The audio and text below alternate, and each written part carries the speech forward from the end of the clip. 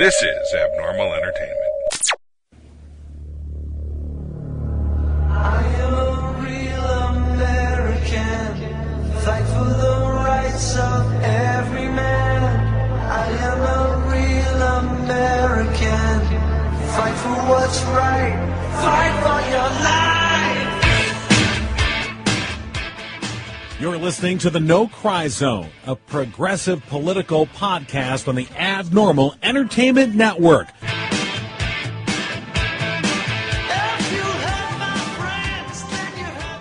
It's the final countdown.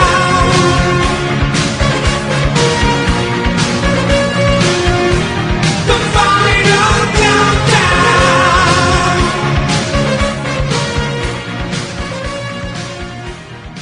Welcome to the No Cry Zone. We're currently in a bunker. We're waiting for Pyongyang to actually fire off the missiles at Guam. It won't hurt us directly. And actually, most of the people I know don't even know Guam's a U.S. territory. They just think it's what's leftover guacamole's called. Yeah, they don't even know that it's an island or has people. Who cares if they bomb bat turds? I hate you people. That's how it's running. So, I will fake whispering. We're in the normal bunker that Pyongyang already knows about. And, we're on the verge of maybe a nuclear Armageddon. At least more barricading. I need more barricading. We're as close. I'd say we're as close as. Don't be silly. As the Cuban Missile Crisis. No, I don't think we're that bad. We are. This is the first time anyone has ever threatened to fire power fury that the world has never ever seen before. Which we just learned today was improvised. Okay, so No. I know, but just saying that when I say improvised, I mean improvised to the extent of he had a piece of paper in front of him that had nothing to do. A lot of people thought that this was a statement that had been worked out and given to him. He was reading. No, that was a thing that he had because he was wherever he was at for an opioid crisis meeting. Mm-hmm. That was from that. He just literally improvised this. There was no coordination. As part of a strategy. Like, if you're going to talk tough, it's got to be part of a strategy. Well, that was my thing, is it didn't sound tough. It sounded like he was reading, like somebody handed him a piece of paper, go say this. And apparently it's even worse. It's even worse than that. That's the way he sounds when he sounds tough. He thought, I'll one up this Jung-Go-Do guy. I'll tell him. This chop suey MFer. I'll tell him. And I think he literally made this thing up off the top of his head that he was going to bluster like they do. The problem here is he said, if you look at the words have meanings, okay? Yeah. Having imprecise words on topics like this leads to tragic consequences. Because he said, if they threaten the U.S., not if they attack the U.S. or one of our allies, that's always been the standard. If you attack us, if you dare detonate one of these or attack one of our allies or us, you will pay the consequences. Now it's if you threaten us. 2 hours later, they go, all right, what about Guam? A U.S. territory. That was an absolute response to what Trump said. Sure. And they called his bluff. His bluff was met. We're not doing anything about it, and they know it. Yeah. So now you got Tillerson out there today saying, well, the president, it's just talking tough. It's trying to clean up the mess. But if you're Pyongyang, if you're the North Koreans, who do you believe? Mm-hmm. Who do you believe? Right. Is it Trump? He's the guy with the trigger. Or is it Tillerson? Is it Mattis? Well, it doesn't matter. The president just said if you do something, you're going to get beat up. And they did. They did something, and they didn't get beat up. Exactly. So now it's time to do more things. And this is where you get problems. Look, the last time we had a war in Korea, it was because we had a Secretary of State, Dean Acheson at the time, who gave a speech in January of 1950 and specifically said Korea was not included in the U.S. defense perimeter for Asia. And said it's covered by the United Nations, but it's not included in the U.S. defense perimeter. And the North Koreans then took that, went to the Russians and the Chinese and said, I think it's time to reunify the Korean Peninsula, and attacked based on this imprecise language. And the thing was, it was a misstatement by Acheson. He shouldn't have said it. He didn't mean to say it the way he said it. And they completely misunderstood. They thought they thought that was a message from the U.S. to say, let's just get this done because we're not willing to fight a war over Korea. When in fact we were absolutely willing to fight a war over Korea and did. Thousands and thousands of people later. Yeah, tell that to the people that have died. So I'm just saying, this is how wars start. By imprecise, misunderstood intentions. It's either that or deliberate misleading, like Iraq. Or there's so right now we're not deliberate. We're just bumbling idiots. And don't forget that North Korea has never gone out of a state of war with the United States. They have been continually bolstering their very feeble army at one point, and now, it's formidable and can strike with conventional weapons, not even the nuclear weapons that they're all talking about, and strike deep into places that we care about. The city of Seoul, a modern mega city with millions of people that live in there, is well within artillery range of the North Koreans. And when I say artillery range, I don't mean just a couple of field pieces. I mean thousands. Thousands of artillery placing them there that they will fire all at once at the same time, and they will obliterate Seoul. And tens of thousands, if not more, people will die within the first hour. And really, the Trump threat was already smacked down because they're now reporting they have the thermonuclear warhead, right? They can they have smaller one that can launch. Yeah, that they can launch. Right. So, which may be we don't know whether that's true or not. And let's assume it's true. I guess you have to assume it's true. Okay, this is what they were building for. I mean, I think you have to be fair in that saying we've had a very flawed policy towards North Korea. That's allowed this to go on. North Korea back in the early 90s decided they were going to start. They haven't been doing this for 50 years. They've been doing this for 20 years, 25 years. Early 90s is when they started this nuclear program. They made a decision, we are going to get nuclear weapons, because they made a long-term strategic evaluation that the only way that they were going to survive was to have a nuclear capability. And they've started down that path, they've maintained that path, and they've largely done it because of what I just said. They have a gun to the head of Seoul. And they've been able to, because along this path we could have said, oh, well, we're going to attack or we're going to take you out. But the problem with that is that our allies in South Korea are like, hello? We don't want to die in this, and we will undoubtedly, a lot of us die. We're the first one.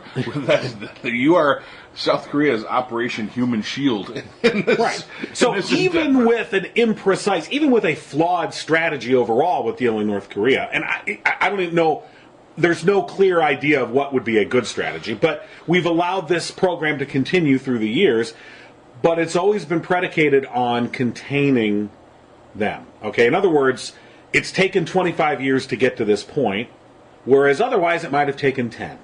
So it's always been a delaying action. It's always been about slowing them down and hoping, I think what our plan has always been, hoping against hope, that somehow the internal society would collapse, that there would be a revolution or there'd be some sort of collapse internally that would take care of this. It should have. It should have, but they have such a strict grasp on that country that... And a good part of our strategy has been China, too. China has been keeping North Korea in check.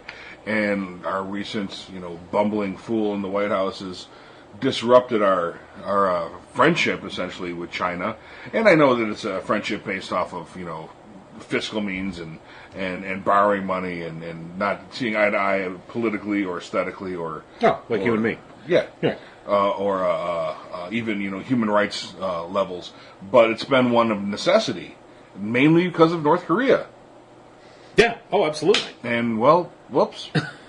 So this started day one of the presidency. This started. This push. And, like you said, Obama's plan is flawed, but there's no plan for this. This is all new stuff. And it was, Obama and Bush before him and Clinton before him, a flawed strategy that it was, at least it was a strategy, and it was coordinated. So the State Department, Defense Department, everybody was on board. Right. We don't even have a State Department. Right. Half those positions are unfilled. And whatever your state on the old policy is we weren't this close to war then, Right. So maybe we were doing cyber attacks, maybe we were slowing in some other way, maybe we were actually at war with them unbeknownst to us. using the intelligence system or more than the likely. military ops. We had the Sony things like thing, that. you know. Look, the Sony fiasco and then the cyber retaliation there. Well, right now this is working out to be Trump's red line, just like Obama's red line, and it's going to blow up in his face. It already has. Obama's red line blew up in his face. The chemical weapons. But he saved handled his ass. Yeah, he handled saved it well. his ass in the end by getting the chemical weapons. See, okay, out. there's the difference. Yeah. Obama let his red line be crossed, which was a blow to his personal reputation and a political blow to him as a politician, because it was in the best interests of the nation. Yeah. That was his determination. I mean, I feel that that's true. He made that as this is in the best interest of the nation to not fulfill this promise that I feel almost certain that if he could go back, he would not have made that red line.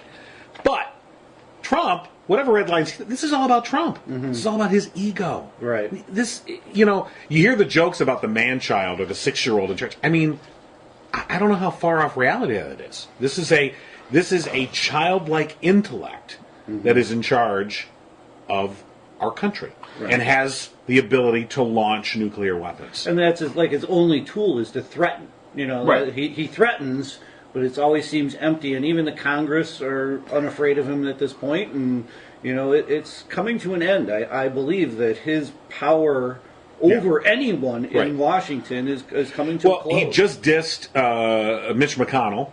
Oh, I didn't see that. Yes, McConnell basically said he kind of laid the defeat of the Obama, repeal at Trump's feet, which I think anyone can pretty much see. Trump had a lot to do with it, that not working, which good. But he basically blamed Obama for the fact that the repeal didn't go through. And then Trump tweeted out something, had this negative thing about McConnell, and then it's time for him to retire. And then somebody else, I think and I just heard this position. I can't believe I agree with Donald Trump. I know. It's like the White House social media strategist. I'm like, really? Who's that position? It's Barron. Showing his dad Snapchat. Dad, check this out. You can find naked women on Snapchat. I know. I dated half of them. So so they're attacking McConnell. So it's like, and McCain came out immediately yesterday and attacked Trump. Said this is ridiculous. I mean, you don't make a threat that you're not willing to follow up. That's always been particular. That particular threat. That particular that threat that threatens like fury that the world has never seen before. Right. There's only one thing that we all possess. Every country that is nuclear capable. That there's only one thing that can be. And that's like, shall we play a game? This is not good. Yeah. That's what he probably watched war games. Oh my God! Thermonuclear warfare. I need Matthew Broderick's stat. Is Dabney Coleman alive? I need Dabney Coleman.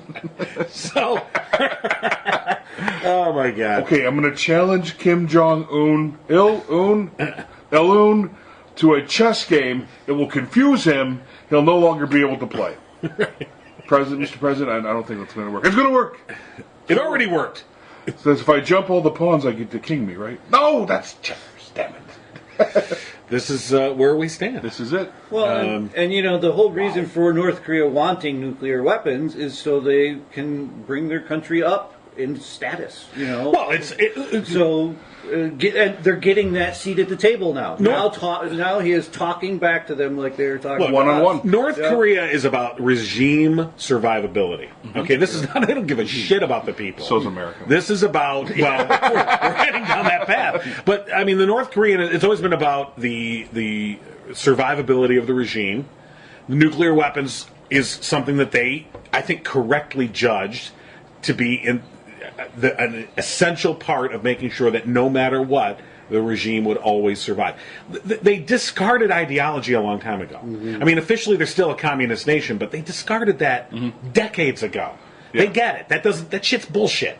Okay? They are. This is. I mean, look. The leadership, and especially the family of the leadership, they live high on the hog. I mean, they live as well as any aristocrat.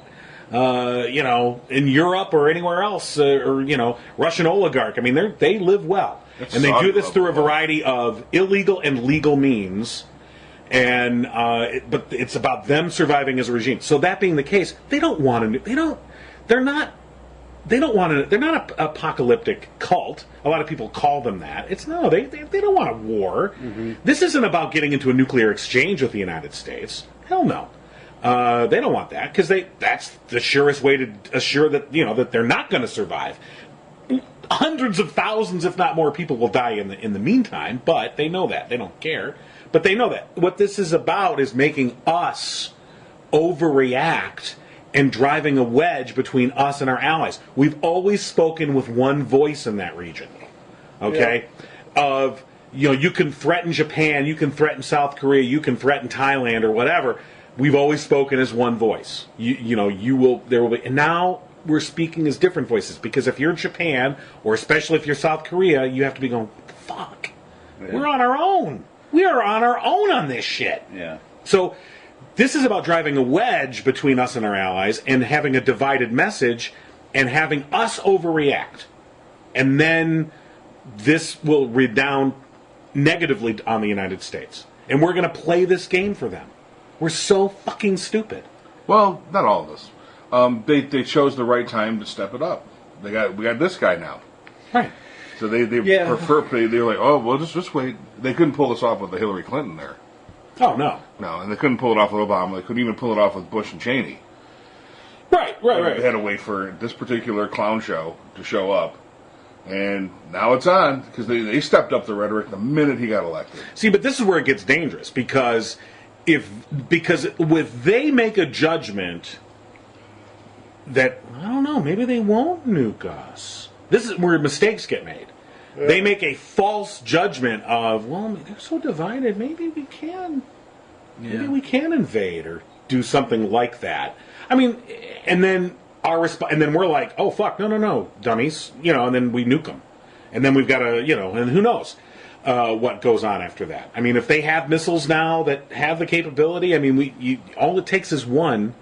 All it takes is one. If you live in Anchorage or you live in Seattle, it just takes one. Millions of people. Or Hawaii. Dead and dying. Okay, California. Who wants that? For what? Look, we've essentially been bribing the North Koreans for decades. We've been giving them food and oil assistance. Mm-hmm. We've done this over and over again, where they're like, "We're gonna fire and brimstone, and we're like, all right, here's some fucking oil. Shut up." And like, okay, thanks. And is that a perfect solution? No. Does it prevent nuclear war? Yeah. Is it worth it? Fuck yeah, it is. If you're in the range of those missiles, yeah, it's fucking worth it. Why do I care? There's no way we're in the range of those missiles because the Earth's flat. Oh, I forgot. It would have to go so far. Okay. It would go around. Oh, well, it's flat. It doesn't go around. Damn it. On the bottom are repulsor engines. Drill a hole through. That's on the bottom of the Earth. It's the engines to hold it in the air. It's just so stupid. Take off the landing plane. I heard an analyst on NPR. There's a guy that's based in Seoul, and he basically said, his basic was, the language that we heard out of Trump yesterday, we've heard this for decades, out of Pyongyang. Mm-hmm. That kind of wording. Yeah. Because we've heard this for decades out of Pyongyang, and we always just kind of go, Koreans, what are you going to do? Now we're hearing it from Washington? Jesus Christ. I mean, dun, dun, dun. How ridiculous is that? Now we're going to talk like the North Korean idiots? Well, when you're trying to adapt the speech patterns of the people you're communicating with to get the message across. Right. And that's, it's basic well, that was standard. what Tillerson came out as, we're speaking in the language that he'll understand. And he understands? He understands Korean. He just won. Korean. When you talk like that, he understands that he just won. Yeah. Plain and These simple. are not stupid people. Yeah. Right. Look, we have 35,000 U.S. troops that are stationed in South Korea. Right now. Okay. Let's not forget if you don't give a shit about the South Koreans or the North Koreans, hey, they're all humans, Mm-hmm. If you don't give a shit about the people there that live there, we do have 35,000 U.S. troops that are also going to be almost immediately in danger and targeted in a big way. Yes, they'll retaliate. And yes, in the end, if we get into a slugfest, yes, of course North Korea will lose. But what happens in the meantime? This is where it gets dangerous, where that gets lost in the calculation. They may lose. That's our third front. Well, and, look at the last time. It was China that came in that, turned the tide of the war Will that happen again? Will Russia jump in? Will all of these other countries that have been on the sides of Korea in the past, will they now be against us? I mean, this is the destabilization that I was absolutely panicked about when Trump was elected, that he is going to come in and not know what the hell he's doing and piss everybody off, just like he does in just about every room he goes into. You know, he acts like he is the king, but really it's everybody just not wanting to be by him because he's a dick. You know, you don't want to go by Trump because he's an ass. So just let him go do his own thing. And that's kind of like what we've done with North Korea. And it's worked for the last 30 years. And now you have these same two leaders butting heads, and we need to stop that. I mean, I'm going to save the planet right now. Okay. I need you to get on the horn to A&E. We got to give Kim his own reality show. Get all his aggression out there. He'll be able to rule the planet. He'll be on TV. Right. He'll have it co-hosted by Dennis Rodman. Well, Save the planet. Trump's going to want his own show. He's not going to let Kim get away his with own show. It's called CNN. Well, didn't he? You guys saw his new news thing, right? Yeah. So, Trump TV, yeah. Trump TV. Awesome. You know, I mean, doesn't North Korea have that same thing? And the thing is, North Korea does it much better. Did you watch any of it? I could stomach 2 minutes of it. They're horrible. Yeah, I watched 2 minutes of it. I'm like, this is putting aside the content, which is just pure fucking shit. Just the way it's presented, you're like, oh, come on. This is another long line of this dude looking at something saying, that can't be that difficult, I can do this. Right. And then doing it poorly. Yeah. Like the presidency, like real estate, like casinos, like steaks, like airlines, like hair. All these things, hey, that can't be that difficult, I can pull that off. And no, you cannot. No, we can't. Yeah. And here we are.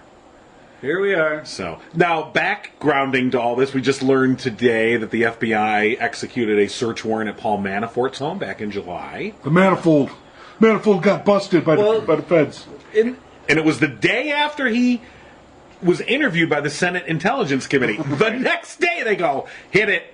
They were right in there the next day. Yeah, I want to know what he said there. He had to have said something for them to pull the trigger. He probably didn't say enough for them to pull the trigger. Oh. So he didn't. They know lots more than they're letting on, and he didn't say the right things. Oh, get the documents. Yeah, you had a chance, Manifold.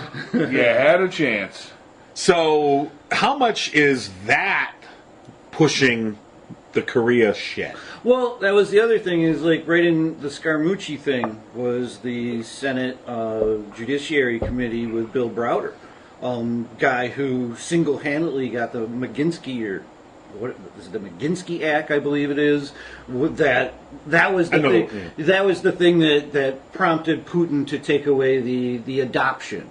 Oh. So if you watch that whole hearing, every time they're talking about adoption, they're talking about this sanction act that 90% of Congress passed, and that was the big thing that lawyer was here for, was to get rid of that particular stipulation in the sanctions. That McGinsky, I can't, all these damn Russian names, they're all so hard.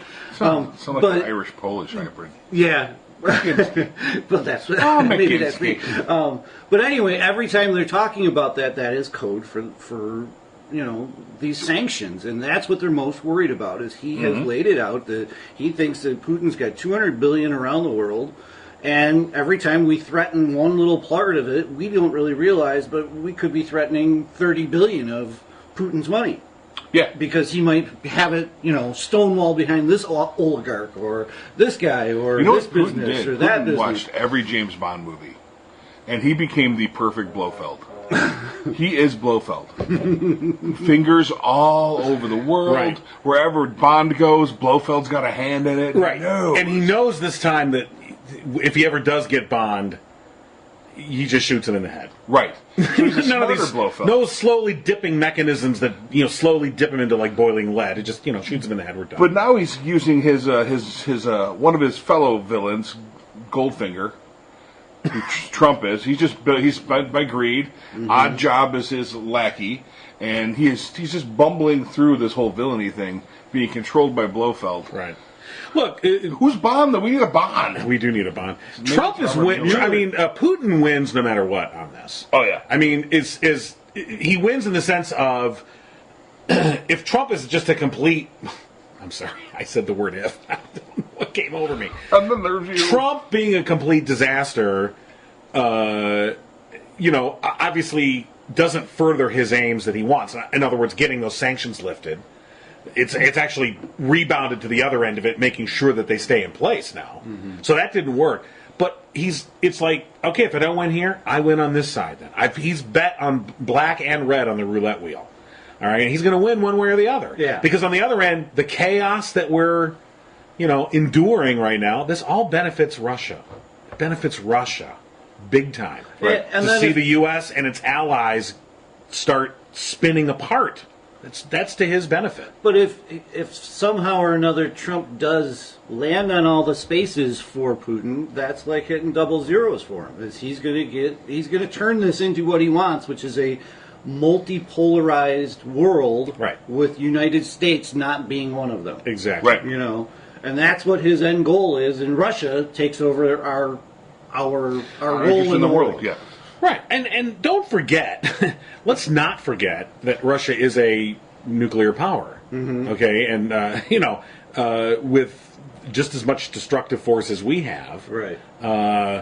And they're not to be trifled with either. I mean, it would be a mistake you don't want to blunder into a military confrontation with Russia. Not that Trump would, but what comes after Trump. So in other words, if he creates this chaos with us and our allies and starts to destabilize, and he is, the alliances, who comes after him and tries to reconsolidate? You can't glue together that broken teapot. I mean, good luck. Right. It's not going to happen. Well, it's just like France has been, since the Iran deal, they've been actually in Iran working deals and trying to get their economies to talk to each other. And meanwhile, we have no idea what they're doing, because we don't have a seat at the table. When are we going to become strong again? I guess that's what Donald was promising, and every step we've become weaker. Well, I mean, we were pretty strong until he got in here, and now it's right. And now it's been so. We're making America great again by making America a solitary, insulated, bubbled country. Yeah, we're doing exactly what we did after World War I. Which led to Pearl Harbor. Yeah, and then when World War II happened, we're like, what? I missed it. Hey, I thought he was the man of the year over there in the tell us Trump. Yeah, good times. Highly recommend watching that. I mean, he had some inside information. I guess he has 250 KGB agents on his case at all times, trying to get to him, discredit him, extradite him back to Russia so they can punish him. McGinsky? No, the guy Browder. McGinsky's dead. Yeah, he's the one he went back to Russia. He was a Russian citizen. This is all coming out of a $200 million tax theft. It was the tax dollars that got stolen, and they all basically have funneled back to oligarchs or Putin. So that's where this all started, and this guy the McGinsky was the whistleblower. They finally got him back into Russia and just beat the shit out of him for 9 months, and he died in prison.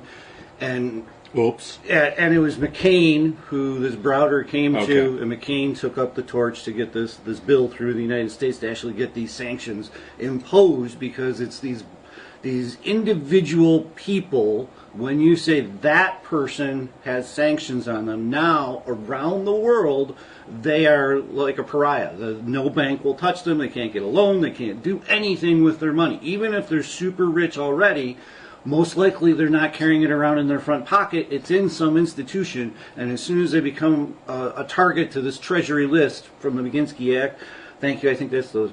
But anyway, they are now like up shit's creek. So that is why they're just going crazy amongst themselves to get rid of this, because they have money that they can't get at. Lots and lots of money. Well, this is where so that being the case, the recent vote by the Senate and Congress to basically say, tough shit, we're locking it in place, which they did. They locked it in place. I mean, it's virtually impossible now to overturn this. Right. So he signed legislation. That's something we didn't talk about. Right. Legislation that said, fuck you. Yeah. I mean, the bill just made, fuck you. And he held it up and showed it around like, oh, wait, what?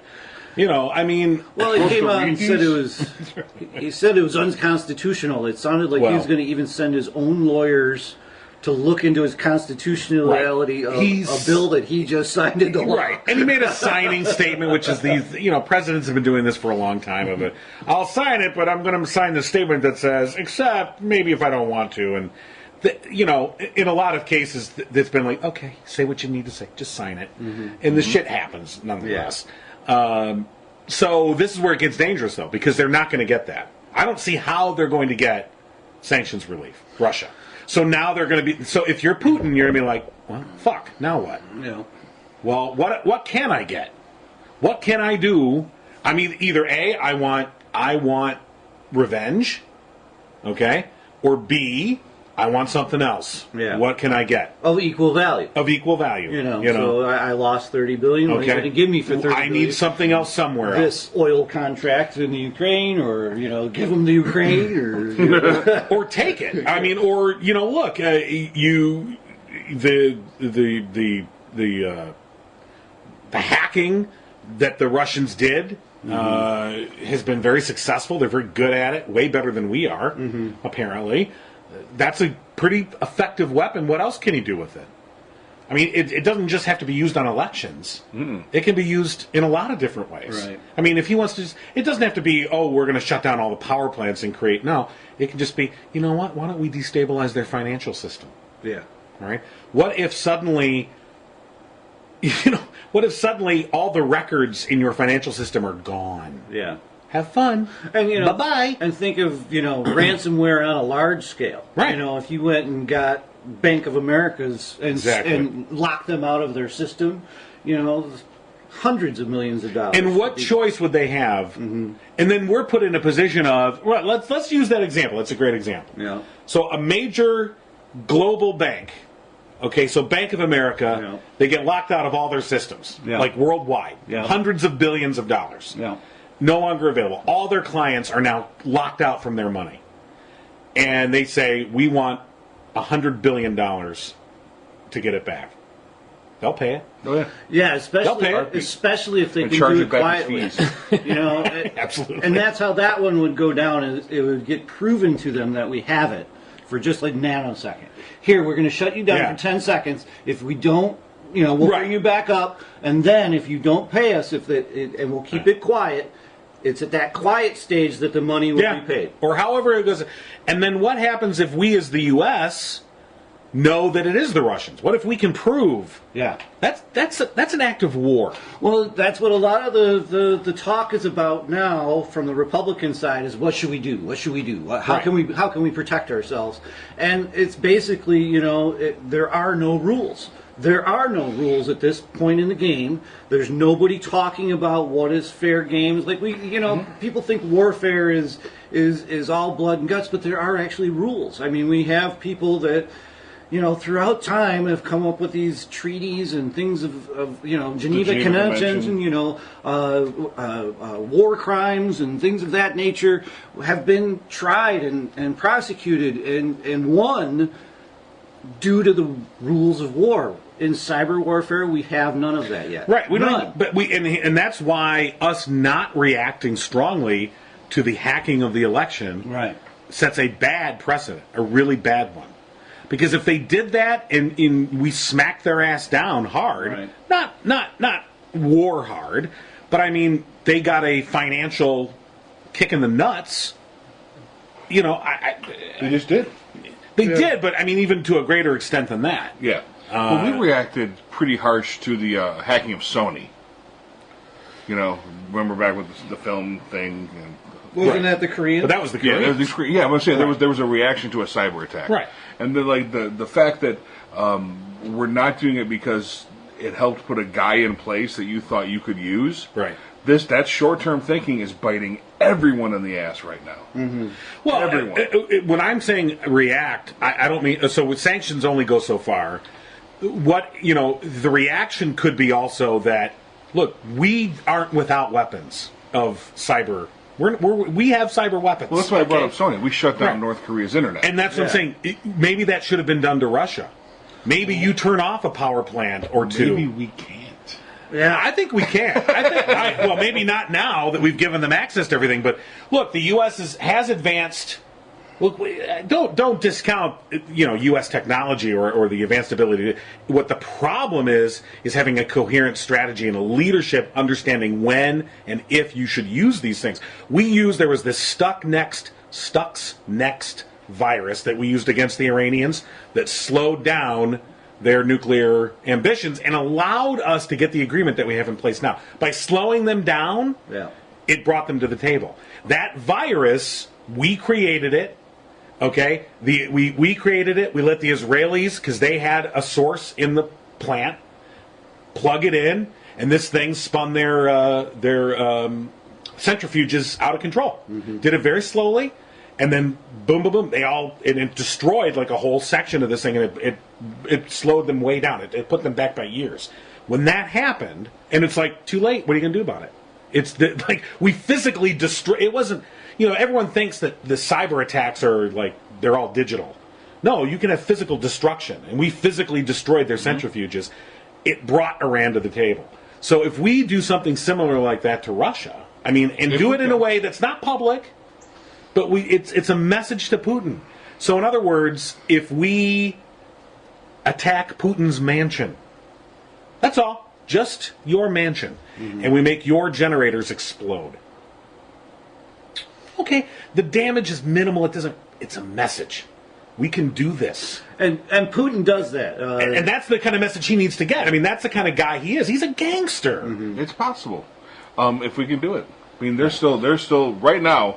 As far as anyone can tell, the Russians are leading cutting edge cyber warfare. I think they're leading in the willingness to use it. Well, maybe we don't know. Yeah. Well, that's the big thing. Is with conventional warfare, you can judge what your foe has. They have an army. They have this many nuclear weapons. They have this much population. Yeah, you see that out there.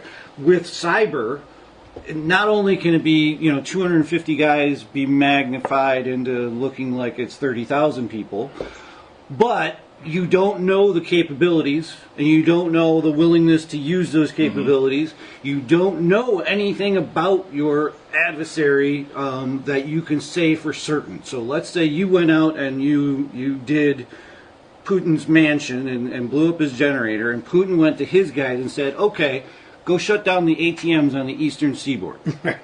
Let's see what happens with that. So, that's the tit for tat that they're worried about, is we have this, let's call it morality, when it comes to warfare. Others might not. Because what I've read is you took 4 quadrants of the United States and turned off the ATMs, where people couldn't get money for an extended period of time for over 2 weeks, it would cause so much chaos in this country that we would have basically a civil war. The people who are out of money would be going to places where there was money. Those people would be protecting their money. Oh, yeah. All of these things would happen within the United States, all on their own, with one small little cyber attack from someone else. And those are the things that they're worried about. But that Mike Rogers of NSA is worried about. Right, but are we a sovereign nation or not? Do we allow another nation, because they have the willingness to be ballsy with this shit, to fuck with our elections? Well, then at a certain point you have to, talk about drawing a line in the sand. Yep. You have to draw a line, a clear line, to say enough is enough, and maybe it's not, we're not going to, look, these are acts of war. You talk about the rules of war and legality.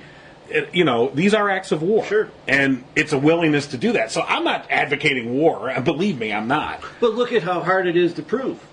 It's very easy to show a missile pattern or a missile path from one country to another country using radar.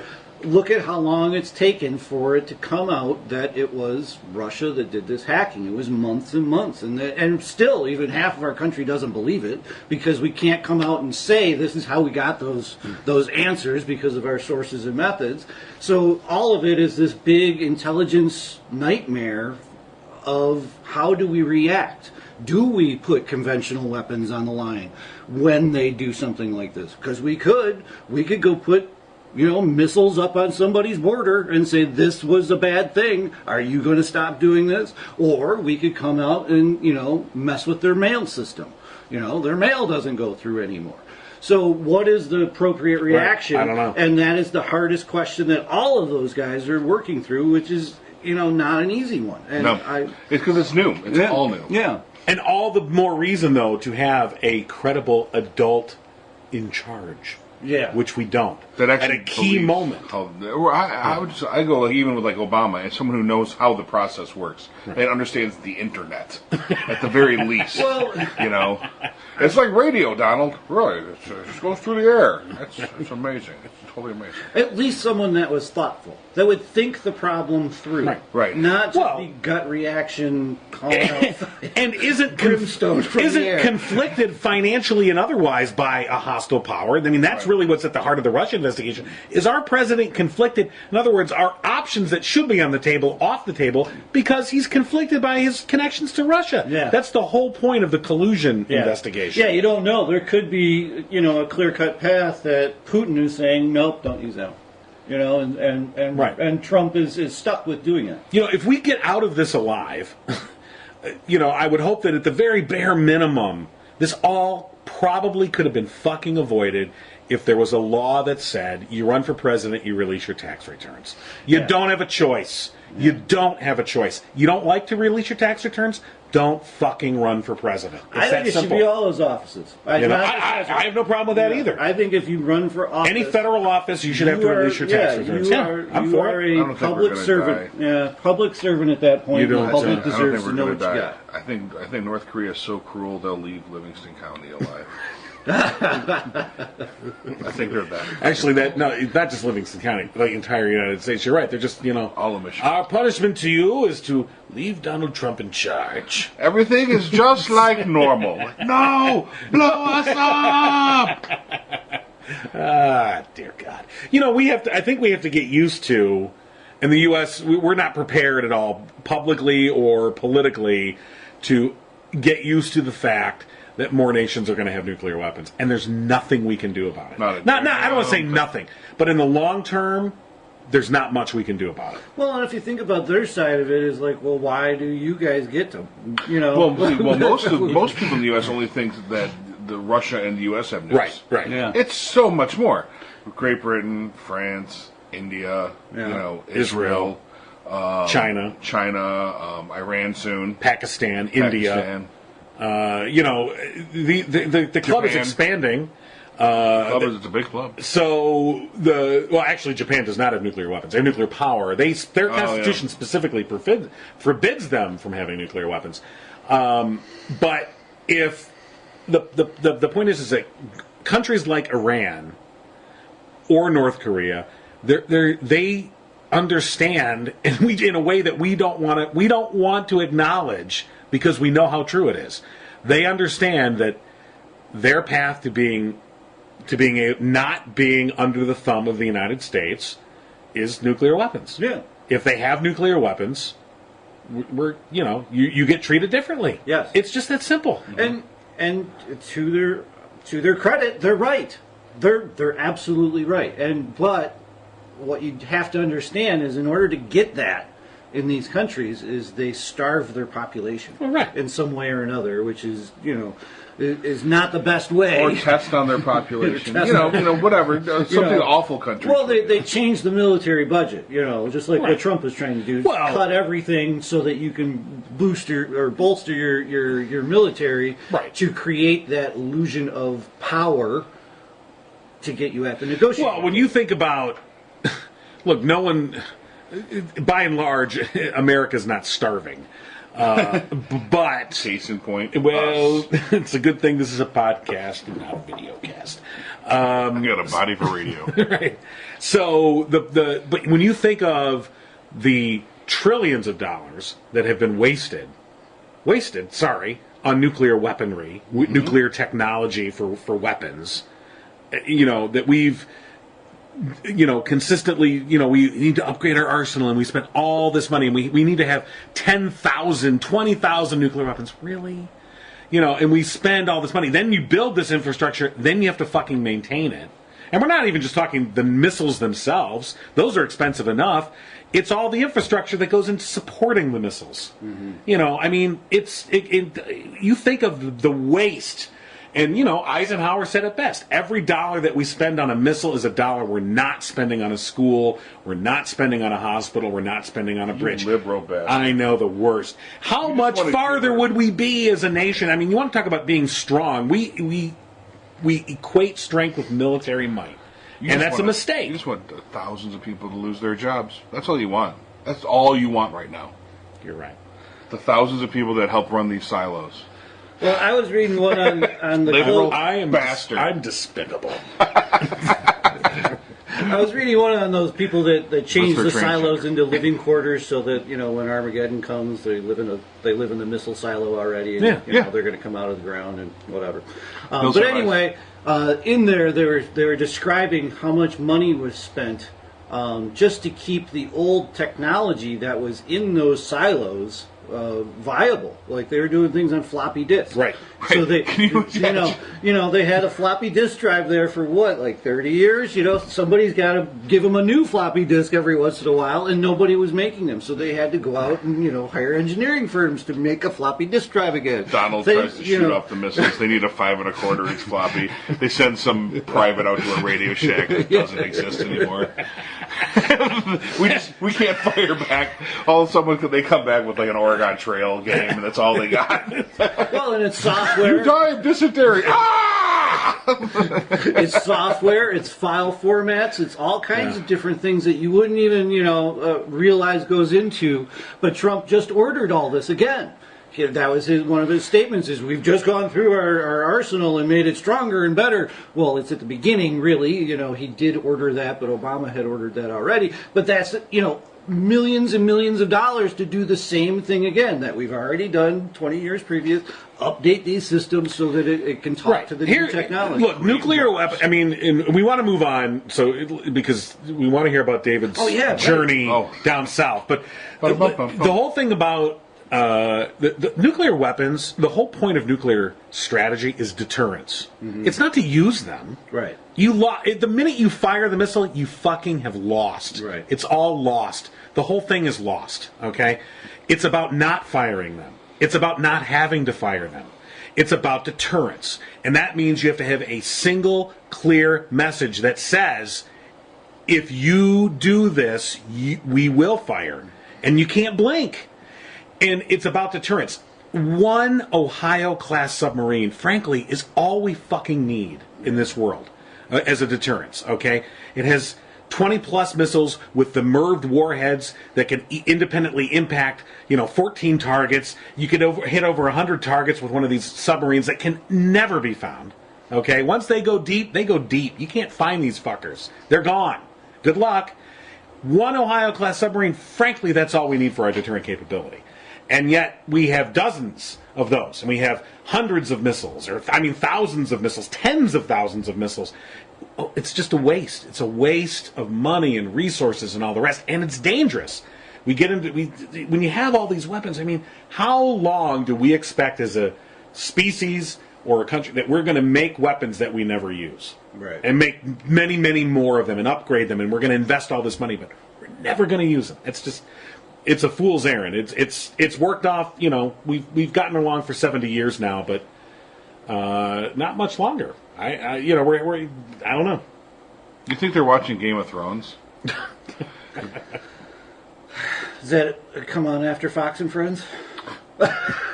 Yes, it does, Rob.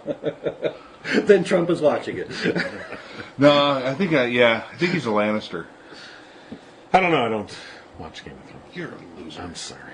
I watch one show, and then you watch 173, and we can't meet on the one. That's true. That is so true. I pretty much watch everything else. The wife just watch 1 hour of television a week. But he can't even join me. Puts his nose up at Martin. Probably the best storyteller at our age.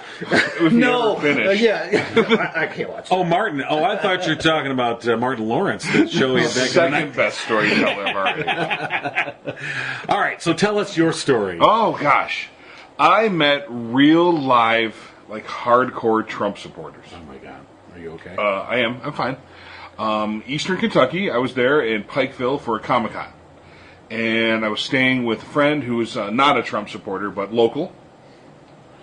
Yeah, it's by nothing, really. It's like that West Virginia... Well, Ohio, Kentucky, and West Virginia all meet right there. Right. And then it's about 5 hours east. Okay. So it's like the eastern... Deep. It's in the Appalachians. Okay. Deep into Kentucky. Deep into Kentucky. And there is a systemic, handed down, generation to generation, a real lack of education, motivation, and it's like, hand me down, this is what life is, you cannot escape it. And the way they look at Trump is he's aspirational. That's the guy we want to be. He can say what he wants. He can do what he wants. He does not take in guff from anybody. That's the image that they have. Right. And really, it has very little to do with policy. It has very little to do with the country itself, because they pretty much feel abandoned by the rest of the country anyway. So, these communities, they're really heavy on the opioids and meth. Drug is rampant. I couldn't find a restaurant that wasn't fast food. Mm-hmm. And rarely was one of these not a buffet. It was a Kentucky Fried Chicken buffet. Really? Wow. Diabetes is an airborne disease there. Where is this now? Kentucky. Exactly. You suddenly got my attention. There were two Chinese buffets across the street from one another. Yeah. In a war. Wow. War for the minimum wage, because most everyone's making minimum wage. The coal is gone. It's coal country. So, the coal jobs are gone.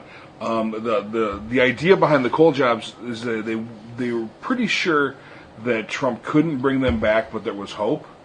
Because each one of the mines that are quote-unquote empty, they know there's at least 10 years left on them. So every generation of person that's come through has been hoping for those next 10 years for them. But it's not happening, of course, because, there's no money in coal, and the people that own the mines know this. So it's this hope, and who knows if the 10 years or 15 years are left in the mines. That's the story that's handed down, like Sasquatch and the Wampus cat that I heard a lot about. Mm-hmm. There's lots of Sasquatch hunters, Wampus cat hunters, sheep squatch. Really? Yes. Sasquatch in Big Kentucky? Big belief. They were up in the Appalachians. Yeah. But still. Huge belief. Like, it might have been a sheep squatch or a panther. It could have been. Wow. Right. God and Guns is huge. There's where I was actually staying up in the mountains with a guy who's in a really cool dude. His apartment is attached to a grocery store, so he's paying only $500 a month in rent. Half of that subsidized by state funding, because everyone there is subsidized. It is like when they say like red states or taker states. It's I never saw it firsthand like this before. Everyone's on the dole, which was amazing to me. Churches are huge. So there was one block area that had 4 Baptist churches, and right next to each other and across the street. I'm like, well, what the hell? There's 4 Baptist churches in a town of 10,000. Like, how come there's 4 Baptist churches? It's like, well, the guy that was running this Baptist church got in a fight with a deacon. He went across the street and started a church. They got in a fight with another guy. He started a church. So that's why there's all these churches. It's just another business. It's another business. Yeah. And probably the biggest business there. It is the biggest business. There's the one Catholic church that no one talks about, but there's Methodists and Baptists and all kinds of Protestant churches as you're coming up the mountain. Now, what about the synagogues? Did you see how many were those? Were they near each other, or no? There was the one, I think, which doubled as another one of the Chinese buffets. Okay. I think. Okay. There are dollar stores every 3 feet. Yeah. Which doubles check cashing places. Right. There's a lack of banks. Yeah. A distinct lack of banks or credit unions. Not the stuff you'd find up north. The dollar stores are every few feet. Goodwills are every few feet. Mm-hmm. And by every few feet, I'm like every plaza. There's a Goodwill or a Salvation Army or a dollar store with some sort of buffet attached to it. And I'm not joking. This is 100% serious. The highways are beautiful. Brand new highways all over, even up through the mountains. And well, they might be using that to subsidize for jobs. well, there's a reason. I Yes, found out. tell me. The former Kentucky governor had a sister-in-law who owned a paving and asphalt company. There you go. And he was shoving money at them over and over and over again without doing any jobs. He was just getting contracts. They got found out, so now as part of the reparations, they repave every 2 years. So You guys suck. the highways are nice. They're beautiful highways, and it's so like when I lived in Arizona, I was talking about the mountains. The higher your house was up on the mountain, the more money you had. In Arizona. In Arizona, that's Right. how it worked. Now it's the exact opposite. The higher your house went, the level of hill people went with it. You know, until there's a shack near the top. I couldn't tell you how many trailers on the side of the mountain I saw demolished by sliding rocks. Ugh. You know, just it's really dangerous living. You know, and guns and God are So what about the people? I mean, did you have a chance to talk to yeah, I folks? talked to tons of people at this con. They were coming through, and generally incredibly really nice people. Really, really, really nice people. They bought lots of comics, and I think, you know, and most people I talked to, they said when I asked them, hey, what do you do? They're minimum wage jobs, so they saved up to come in and buy a book. And I wasn't going to tell them, like, you know, buy fruit for your children. I was going to take their money because I am a capitalist. Well, because you knew they weren't going to buy fruit for their kids anyway, so... Well, fruit pie. I will trade for food for anyone who sees me Maybe an at Comic-Con. elephant ear. And but they were really nice and don't care about things internationally. Right. Just don't care. No. Never factors. Don't care about the rest of the country for the most part, because the rest of the country gave up on them. I mean, that's not isolated to rural Kentucky. No, I'm just but- saying, like, the yeah. idea of the Trump support. I just happen to be there. Okay. You know, very, you know, the wrapping the flag patriotic is accurate, with the false sense of you know, fighting for freedom, and this is what Trump is doing. You know, but really it comes down to he's aspirational to them. Right. He's a template for what your goals are, what you should be. Well, what you said before about the coal jobs and, like, they kind of knew that it was bullshit, but he was the only candidate that was saying that maybe, Yeah. and they'll take maybe over. At this point, maybe. Fuck no. At this point, when you have like a 45% unemployment rate, and you have opioid and meth addictions that are worse than the rest of the country, maybe is all you need. Yeah. If anybody's talking about you, it's a good thing, right? Right, because no Yeah. one else ever does. And that's what all of the, you know, the angry white, non-college educated white voters that voted for Trump were basically saying, was nobody's listening to us. You know, nobody in Washington is bringing up our issues that we are struggling with every single day. So you can kind of understand why people would jump on board with a guy who at Right. least was saying them. We all knew it was bullshit and that he was pandering to them to get them to vote for him. Right. And that he would never really follow through with any of those promises. But if you look at the past, no one has. Right. Even if they ever did. So no one has Exactly. followed through with Not anything, even- so their chance was just as good with him as any. No, yep, it's a lateral move. Trump Yeah. to Obama. Yeah. Lateral move. Why not? And after you describe it, it does sound like, you know, that elitist label that they give the Democrats now and people who are actually trying to think through policy and go towards a betterment of our society. Those are now elitist and they are not in the same class. And what you said it right off the bat is it's institutionalized. They have Yeah. been undereducated for Yeah. several This generations is- now. It's the same thing you find in like an urban ghetto, Right. Where the idea the welfare life is the way of life, Right. You just don't you're not allowed to think beyond that because Right. you're never presented to you. Well, I read the Economic Hickman back in the when we first got nuclear weapons. The United States intelligence realized that we can't go around starting fights all the time. We can't go with our military and start stealing and everything. So they basically came up with a plan of enslaving other countries with their loans. We would go and we would offer them loans for these giant things. Many have said that that is what we've done internally as well to our poor class of Americans. Not only do we, not give them a bank or a good grocery store or stores to shop in, we don't give them money to live on.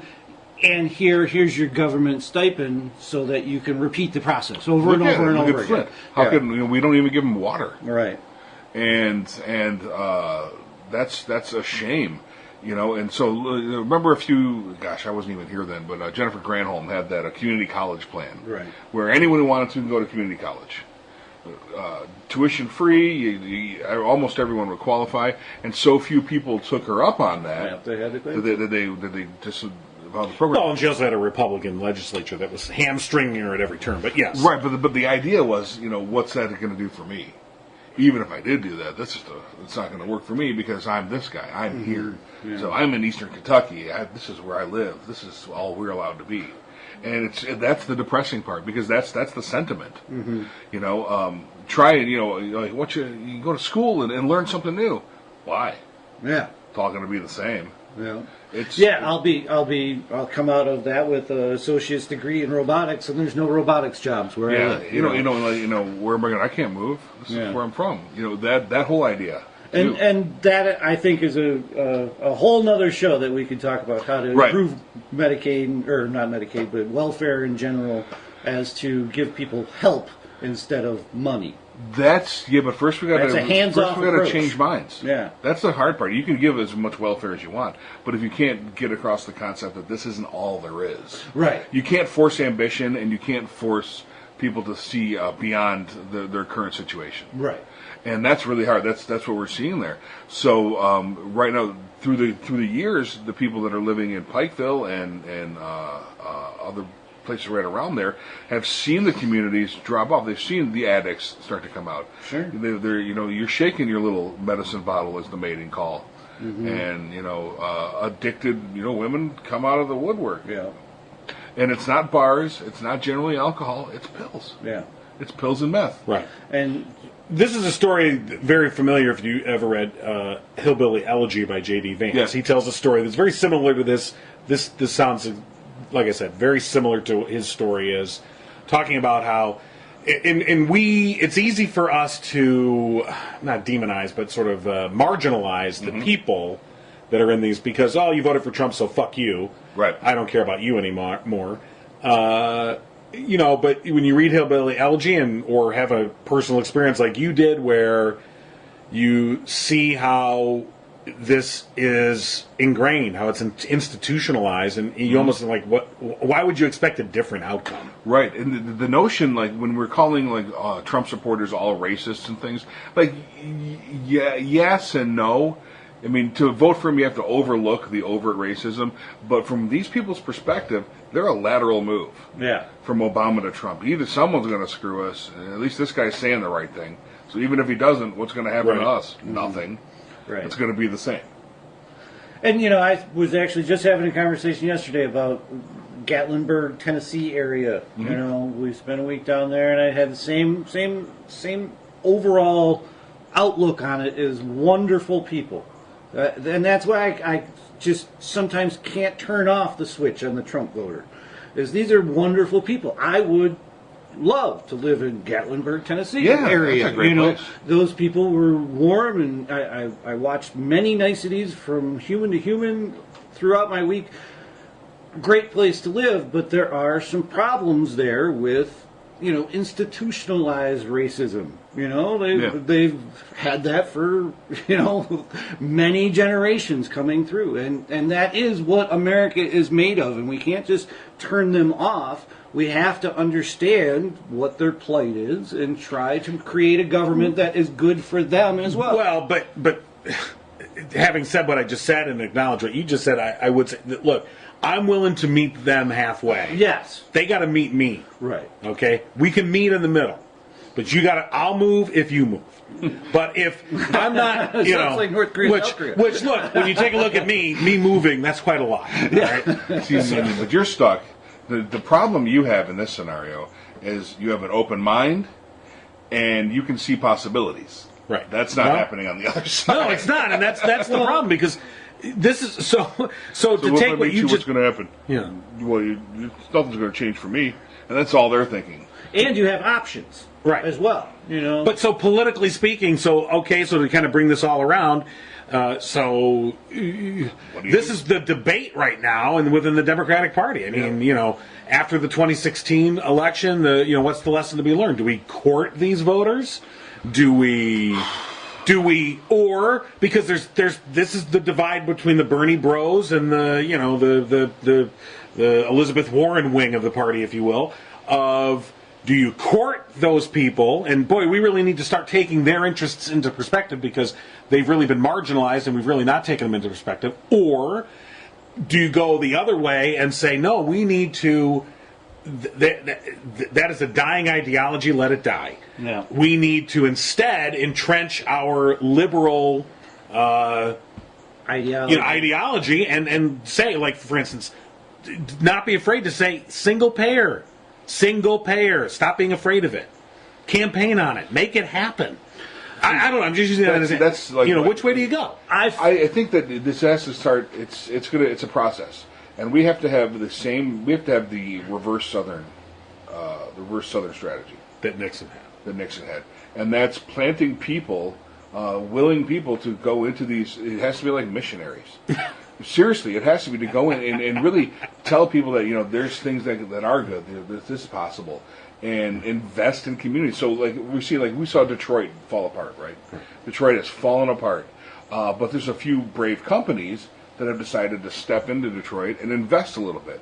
That investment has grown, and that investment has grown here. And there's some things are getting better, some things have stayed the same, but it's slowly building out on a place that everyone had given up on. We aren't seeing that investment.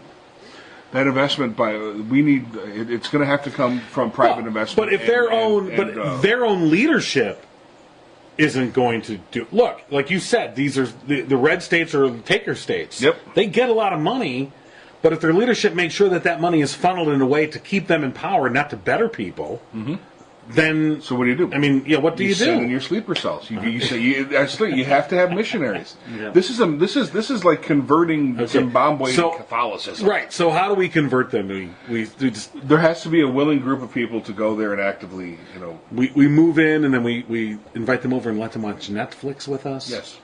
Yeah. How about that? Okay. Or you move in and you start a rehab. Or you move in and that's a fresh food market where you lose a little bit of money. Yeah. Or a bookmobile. I'll do that crazy. one. Can I do that one? Somebody gonna buy me a van? Dude, I'll buy you a van, and you'll still get. You're still trying to get rid of the inventory, huh? I will. I'll go get more. I always thought, John, there is a path. As right now that we have become so polarized that we cannot even fathom the other side's idea has any merit whatsoever. And you brought up single payer.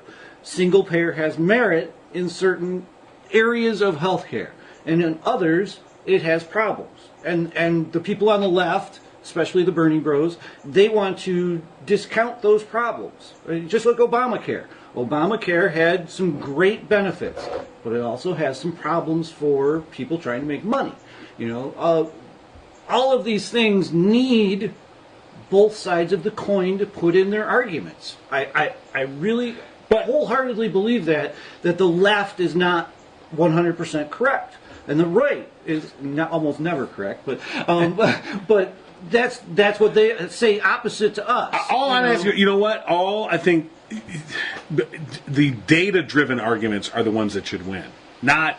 Okay, we've got two ideas from the left. Now we need to include two ideas from the right. It can't be that calculus. Right. It has to be, how about ideas that work and are proven to work? Well, that's voting. All right. That's voting, and that's message. And if you, just like both parties have gone to, where are we talking about in Kentucky? Pikeville, Kentucky, and told them what they wanted to hear for the last... Have both parties. Well, they at least talked to Kentucky. They went to Kentucky. They talked to Kentuckians like Mitch McConnell does, that, he thinks he knows, but really he lives at a castle somewhere, and he has no idea what they do. But both parties go there and say things that they think they want to hear. I'm on board with David, is we need to go there, figure out what they need, and do it. It's Fix community things. organizing. It's community organizing. It's easier said than that. That's Oh, money. yeah. Where's the money come from? Yeah, but that's money well spent. Right. Oh, I'm not disagreeing with you. No, you I'm can spend that same damn money on an ad. Exactly. It's got to come from people who are more open-minded. Right. I don't disagree. I'm all for it. The money comes from us. The practical. Well, now I'm against it. Yeah. I'm saying, the money comes from people like us, people in our position that can see the need for this. And whether it helps out, like we're the same people who don't mind paying more in taxes so a kid can have heart surgery. Right. That's this is the people. Right. Once again, we have to call upon the progressive side. So, of the country. but here you have Mitch McConnell leading the fight to overturn Obamacare. That would clearly would be a detriment to the majority of his fucking constituents in the state of Kentucky, right, who absolutely need that health care access that they did not have before. And the plans that they were put into its place would have either shut them out of the market or taken way more money than they had. Mm-hmm. And so the point is that when you have leaders like that don't give a shit about their constituents, they don't care. He doesn't care. Well, in that constituent's mind, though, what they were telling him was, this is Obamacare, we're going to get you something better. But the different, and I guess so. If I was that person, I would say I want the something better too. Right. I guess I didn't complete my thought. He doesn't care, and they don't know it. Right. They can't understand. They're not fathoming that he's not working for you. That's part of the education process. I mean, these dog whistles about transgender, and they're like, yeah, we got to stop that shit. That's all about changing the minds by the doing, not the saying. Right, and I was going to say that is like we keep saying that a Republican will never change his mind until the thing that he created affects him. Right. Well, it goes in reverse too. You can go and do something beneficial for someone, and then have them go, "Who did that? Oh, well, shit, that was the Democrats. I've never had a Republican." I would not even use the Democrats. But it's a matter of going when I had conversations there, and one of them was the big even my friend who's not a Trump supporter was worried about the Second Amendment. Guns are huge. Hunting is huge. Right. He eats a lot because he hunts too, And like, what happens here? I'm like, well, you have to, if you can present these one-on-one sometimes to people, it takes root. Right. Now, there is logic that takes root, but by and large, they're not getting it. Mm-hmm. So maybe, it's funny because the way the current electoral system is, they don't really go to Kentucky. The candidates, they really don't. I mean, they'll make an appearance maybe, but they don't focus on a state like Louisville. Kentucky. Yeah, and they'll go to Louisville and Pikeville, forget it. It would be interesting to see candidates come into those Democrats, have Elizabeth Warren or a Kamala Harris, for that matter, whoever is going to run in 2020, go to these rural areas and focus on them, almost in contradiction to the common thinking. You're right. Maybe that would be an interesting strategy on the part of a Democratic candidate to say, I'm going to go into these deeply red areas and hear what they have to say. Well, it brings me to, remember when Chris Hayes and Bernie Sanders went into Trump country to have that, town hall about health care. Just talking about it, you could tell that some people in that audience were, a little bit twinged on Bernie's ideas. They were interested, right? Because no one had talked to them before. To them right. About their plight, and think of how many times we've gone. A Democratic governor has gone into a city situation, an urban situation, and say, "Oh, we're going to clean this up," and here we are still with Chicago with the biggest, shooting rate every weekend. Just the South Side. Just the South Side. But it's true. Yeah, it is true. But that, in and of itself, is a talking point for the other side to say, well, look, they're just liars too. But see, they keep saying they're going to do all this shit, and they never do any of this shit. And when the leadership for these red states are talking, they're getting to play. They're coming on the radio or they're on the TV or what have you. If anyone's even paying attention at that point. And they're just reiterating the Obama things, or reiterating the stuff that keeps them in power. Right. And again, like I said, there's no voice. No one is there. The churches aren't advocating for these people. The churches are money-making institutions. Yeah. You know, there's the lack of jobs. No one's coming in and providing a decent job or at a decent wage. The minimum wage will never rise in the South, and you know, if the leadership has their way. Yeah. You know, ever not beyond $7 an hour, because keep them hungry. You know, that'll make Maybe we need to set up something like Radio Free Europe during the Cold War, where we broadcast, positive propaganda to the masses behind the Iron Curtain. Maybe there needs to be. Look, you have Sinclair Media right now, this huge conglomerate that's putting out pro-Trump, mixing in pro-Trump propaganda into their newscasts. There's a station in Flint, Channel 25 in Flint is a Sinclair Media. And they're already, somebody put up a clip on Facebook, I watched it the other day. They insert these little snippets into their newscast that are pro-Trump, and it's right in the middle of the local news. And then the anchor goes, and meanwhile, and then let's go to our anchor Annette, who this chick you've never seen before because she's not in it's a commercial. Flint. It's a commercial, but it looks like a news story. Yeah, and it runs in the newscast, and it's total propaganda. Yeah. So you got Sinclair Media doing. Is it paid advertisement? No, Sinclair. The guy that owns Sinclair is a rabid right winger, and he has ordered. And he's been doing this for 8 years. He has ordered his stations will play Thou Shalt. You're a Sinclair Media. You don't get a choice. You will play it or you'll be fired. So you will put it, and you will put it in the middle of your newscast, and you will not at all delineate that this is a paid message or it is to run like a news story in your newscast. And nice. So you've got that kind of a propaganda machine going up, and you just wonder if. It'd be nice if there was a progressive version of that, not to do it sneakily like they are, not to do it unethically like they are, but to find a way to try and get that information to them. I don't know.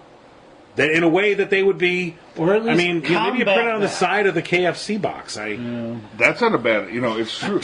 So I was looking for a radio station as I'm driving back. It was Sunday. And Sunday at 10 a.m., and they had this really awesome rock station there. They played a lot of hair metal. I was having fun with it. Okay. And 10 a.m. hits, boom, it switches to religious programming. Sure. I'd never experienced that before. Yeah. Everything on the dial switches at 10 a.m. to religious programming.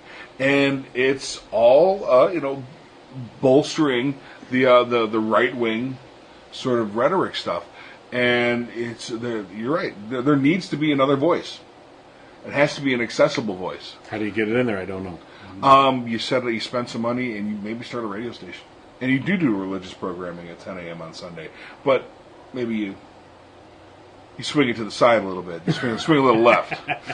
Like compassion. Maybe you know what? Look, you can say I'm biased or I'm in the tank for progressivism, but the problem is that I think that the ethical standard of people that consider themselves liberal or progressives is much higher on this stuff, and I think that the Republicans have shown themselves to be, as a party, and I'm not saying the Democrats are great or perfect, and they've done unethical things. Yeah, okay. But I'm just saying, as a party, the Republicans have no problem, as we've seen with this president, with pushing this guy forward. They have no problem destroying the values and the institutions that make America great. They have no problem doing that to entrench their power. They don't care. They're willing to trade that. They're vampires, frankly. That's my view. Now, I understand that after this discussion that we've just had, that comment is completely antithetical to that notion. But no, it's not. I think we have to go beyond party. The Republicans? Yeah, yes. Okay. Yes, they are. These people don't identify as Republicans. Yeah. Everyone that you'll ever talk to is an independent. Good point. And a point of it is they don't identify as poor either, even though. But they do. Yeah, they do. They acknowledge. Everyone I talk to is like, I'm poor as shit. Yeah. They know. They have TV. Right. They can see that there are other people that don't live like this. All right. But they identify as poor. They don't identify as Republicans. Like, I vote for whoever's right, and that's the world now. And you do have to hand it to the Republicans as they went down there and they did start talking the things that these people wanted to hear. And there was an issue with the Democrats woman go on there the ticket and talk kind of above their heads. Yeah, there's still patriarchy and misogyny is still huge. Yeah. So Clinton heading up the Democratic ticket. Yeah. I don't think we can underplay the misogyny. That wasn't playing so well. There. Yeah. I mean, I remember Samantha Bee's show. Gosh, I can't remember the name of it. But before the election, she did something. She went down south and was talking to people about Clinton, a female as a leader, and just sort of displaying a Full Frontal's the name of her show, and sort of displaying this just naked misogyny on the part of women. Yeah. Who were also like, no, women aren't good leaders. No, we don't have the Constitution for it. We're not. No, Yeah. we're not smart enough. We don't. And you're just like, wow. Yeah. Wow. Institutionalized, dumbing down of America. It's hand me down, status quo. Yeah. Okay. And if you live that way for this long, It becomes who's to say they're status quo. wrong? You get your cheese and your peanut butter. You get some housing stipend, and you're going to hand it. Your kids will do the same thing, and their kids will do the same thing, and someone will get a job over here and maybe get insurance, and we'll all get our teeth fixed. I think somewhere along the line, the government forgot that it's supposed to be for all of its citizens. The left works for the left, and the right works for the right. Well, and neither party is thinking about the whole country. There's a phrase that we used often when this show first debuted, and we're coming up on our 100th episode in just a couple of weeks. There's a phrase. Notice I haven't used it. We haven't used it a lot. You haven't used this particularly, but we have not uttered. And I think we said it then, and I think it's just as true now, that at the heart of all of these ills that we have identified is Citizens United. Yeah. We got to follow the money, and that's what Mueller's doing, and that's what every investigation that was the guy, the C-SPAN one I watched this weekend. He was an investigator. Every investigation that you do, you follow the money first. I mean, that's what we have to do, and it's like as a whole, our country has just forgotten that. We can't do anything about that. In defense of the country, we have marginalized these people long before Citizens United. Yes, absolutely. Maybe, but we truly. No, but you don't have generations of this until. But before Citizens United, they were just doing it like dirty. That was the Southern governors. There wasn't the Supreme Court didn't approve they didn't need that. Well, Citizens United. Look, nobody was asking. Citizens United is just a name we've applied to something that's been a problem for 50 years or more. Well, it's been a problem as long as there's always going to be money in politics. A2, you can even say the founding fathers. But we've let this is our country. We've let special interests. The whole notion that the absurdity of Citizens United, why that phrase rings so hollow, is the absurdity that money equals speech. Yes. Right. That's the absurdity of it. Because it was so naked in its it was just transparent in its withering contempt for a democracy. And that's where they changed the definition of corporate personhood, too. Exactly. Those balls were laid right out there for the world to see. Just like, here's my nuts. What are you going to do about it? Here. Go find your lawyers. See if you can fix that. Balls across the nose. And to their credit, they knew we didn't have good enough lawyers. No. Yeah. They knew it. That's why they came then. Well, yeah. I mean, and the problem is that the Democrats, as a party, the Democratic Party, even though it says on paper, we got to fight this, they've accepted it. Sure. I mean, because in their notion was you got to fight fire with fire. We're not going to, tie one hand behind our back to try and do this. But on the other hand, you've compromised yourself to doing this. That's why forget Bernie specifically or his message or whatever, but his campaign, the fact that it succeeded as much as it did, based on really avoiding special interests. I think it does. You would hopefully shine a light for 2020. Whoever comes forward in 2020, pick up that mantle and say, make a pledge now whoever it is, I'm not going to I'm only going to take donations under the $250 limit or whatever it is from individuals. Well, see, I kind of like the NASCAR. I really do think that... No, you're not going to self-fund. No self-funding because you're rich. I like the NASCAR idea where I do think that corporations are a much bigger part of our society than they ever were. Yeah. And they do have needs, and if we're going to come up with a government that is good for everyone, it needs to include corporations. But the whole point of it is they need to disclose that. I like that, when that person is speaking on screen, you know who its donors are. Right. Because they have a voice too. I mean, they really are contributing to our society, our economic development, and those if you just completely disregard those things, you are going to disregard three-quarters of the Republican Party. That information is largely available.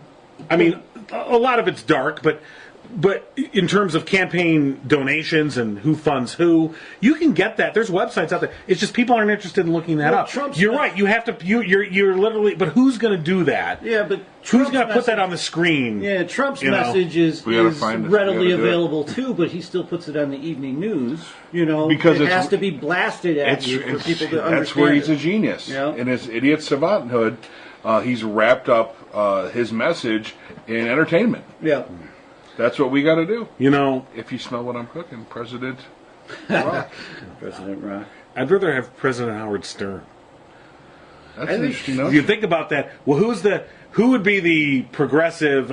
Now, I don't necessarily know all his politics, but I'm just using it as an example of a crass person. Yeah, President Maher. You got to give Stern that he lets Maher. everybody. Oh, yeah. Bill Maher. Yeah. Okay. Stern Maher. 2020. So, well, let's talk about something more optimistic, like nuclear war. So long, Mom, I'm off to drop the bomb, so don't wait up for me. But though I may roam, I'll come back to my home, although it may be a pile of debris. Remember, Mommy, I'm off to get a commie, so send me a salami and try to smile somehow. I'll look for you when the war is over, an hour and a half from now.